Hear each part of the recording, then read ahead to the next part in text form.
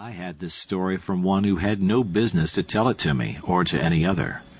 I may credit the seductive influence of an old vintage upon the narrator for the beginning of it, and my own skeptical incredulity during the days that followed for the balance of the strange tale.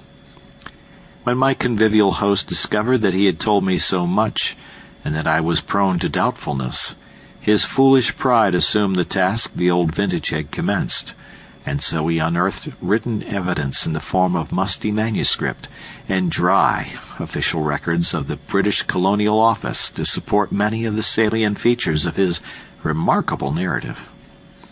I do not say the story is true, for I did not witness the happenings which it portrays, but the fact that in the telling of it to you I have taken fictitious names for the principal characters quite sufficiently evidences the sincerity of my own belief that it may be true.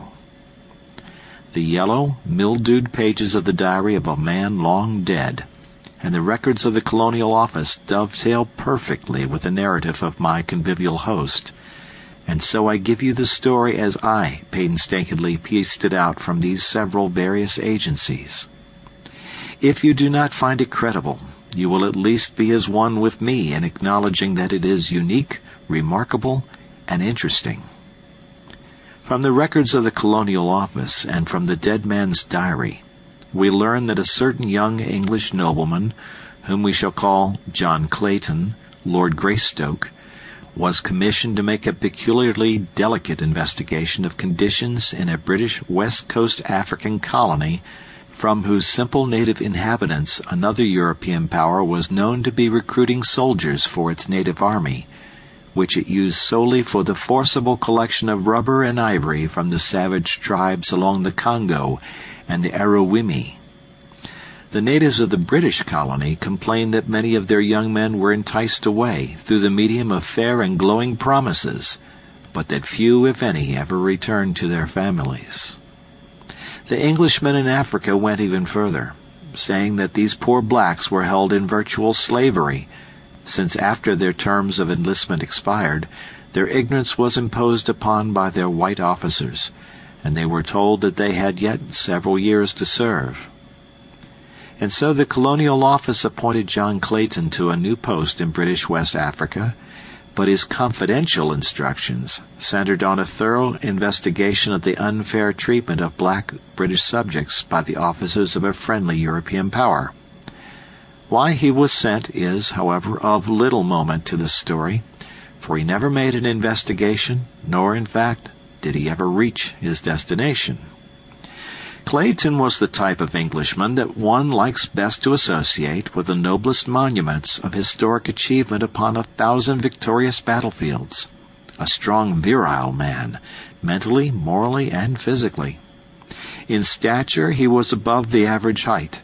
His eyes were gray, his features regular and strong, his carriage that of perfect, robust health influenced by his years of army training. Political ambition had caused him to seek transference from the army to the Colonial Office, and so we find him, still young, entrusted with a delicate and important commission in the service of the Queen. When he received this appointment he was both elated and appalled. The preferment seemed to him in the nature of a well-merited reward for painstaking and intelligent service, and as a stepping-stone to posts of greater importance and responsibility. But on the other hand, he had been married to the Honorable Alice Rutherford for scarce 3 months, and it was the thought of taking this fair young girl into the dangers and isolation of tropical Africa that appalled him.